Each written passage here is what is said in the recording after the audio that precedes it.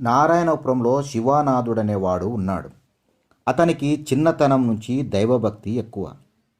లౌకిక విషయాలకి కొంతకాలం పోగా మిగిలిన సమయాన్ని గుళ్ళకు గోపురాలకు తిరుగుతూ కాలక్షేపం చేసేవాడు. కొంతకాలానికి శివానాథునికి పెళ్ళయింది. భార్య కాంతమ్మ పరమ గయ్యాలి దొరికింది. శివానాథుడెంత సాత్వికుడో కాంతమ్మ అంత గయ్యాలిది. శివానాథునికి ఆస్తి అంతస్తు అన్నీ ఉన్నా, ఎటువంటి లోటు జీవితంలో లేకున్నా ప్రతి చిన్నదానికి ఏదో వంక పెట్టుకొని సాధిస్తూ ఉండేది. స్వతహా మెతక మనిషి అయిన శివానాథుడు ఆమె సాధింపు పడలేక తనలోని భక్తిభావాన్ని మరింత పెంచుకొని ఇంటికి దూరంగా ఉంటూ ఎప్పుడు ప్రార్థనలో దైవ సందర్శనలో కాలం గడుపుతూ తప్పని స్థితిలోనే ఇంటికి వస్తూ ఉండేవాడు. కాంతమ్మ ఆ కొద్ది సమయంలోనే వీలైనంతగా సాధిస్తుండేది. బంధువులు స్నేహితులు అనే వారిని ఎవ్వరిని దరిదాపులకు కూడా రానిచ్చేది కాదు. కొంతకాలానికి కాంతమ్మ పక్క ఊరికి వెళ్ళి వస్తున్నప్పుడు బండి కాలువలో పడి అందులో ప్రయాణిస్తున్న ఆమె అకాల మరణం పొందింది. ఆమె మరణం శివానాథుని బంధువులకు ఆ ఊరి వారికి కూడా ఎంతో ఆనందం కలిగించింది. శివానాథుని కష్టాలు తొలగిపోయాయని, అతనిని మళ్ళీ పెళ్లి చేసుకొని సంసార జీవితంలోకి ఆనందంగా అనుభవించమని నచ్చచెప్పారు ఆమె తల్లిదండ్రులు. అటువంటి పిల్లను నీకిచ్చి నీ జీవితం నాశనం చేసినందుకు మాకు పాపం తగిలింది. అందువల్ల మీరు మళ్ళీ పెళ్లి చేసుకుంటే మాకు కూడా కొంత బాధ తగ్గుతుంది అని అన్నారు.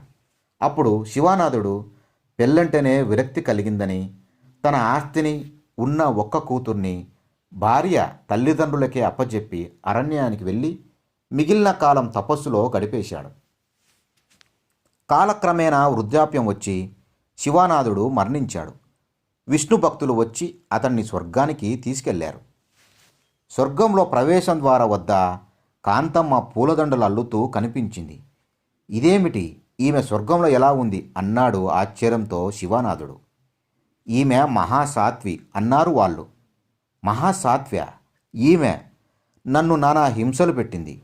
ఇరుగు పొరుగు వారిని చుట్టాలనైతే ఇంకా చెప్పనవసరం లేదు. భర్తను బాధించిన స్త్రీ మహాసాత్వి ఎలా అయింది అన్నాడు ఉక్రోషంగా. నువ్వింత గొప్ప భక్తుడిగా ఆధ్యాత్మిక మహా తపస్యాలిగా ఎలా అయ్యావు అడిగారు వాళ్ళు. ఎలా అయ్యానా? ఇదిగో మహాతల్లి వల్ల సంసారం సుఖం లేక, ఈమె బాధ పడలేక ఇల్లు వాకిళ్ళు వదిలి భక్తిలో మునిగాను అన్నాడు. అందుకే మహాసాత్వి అయింది. నిన్ను గొప్ప శాంతమూర్తి తపోమూర్తిగా చేసింది. తద్వారా నీకు స్వర్గప్రాప్తి కలిగించింది. భర్తకు స్వర్గప్రాప్తి కలిగించిన పుణ్యమూర్తి ఆమె. సహజంగా భర్త చేసిన పుణ్యభాగంలో భార్యకు లభించే సగం పుణ్యం కూడా ఆమెకే లభించింది. ఇప్పుడు నీ పుణ్యం కంటే ఆమె పుణ్యమే ఎక్కువగా ఉంది అన్నారు వాళ్ళు నవ్వుతూ. తెల్లబోయిన శివానాథుడు తలపట్టుకున్నాడు. మహాసాత్వి ఇలా కూడా అవ్వచ్చన్నమాట అనుకుంటూ స్వర్గానికి వచ్చిన సవతిపోరు తప్పనట్లు ఇక్కడ భార్యపోరు కూడా తప్పేటట్లు లేదని భయంతో తనకి స్వర్గప్రాప్తి వద్దని తనను నరకానికి పంపించమని వారిని కోరాడు శివానాథుడు.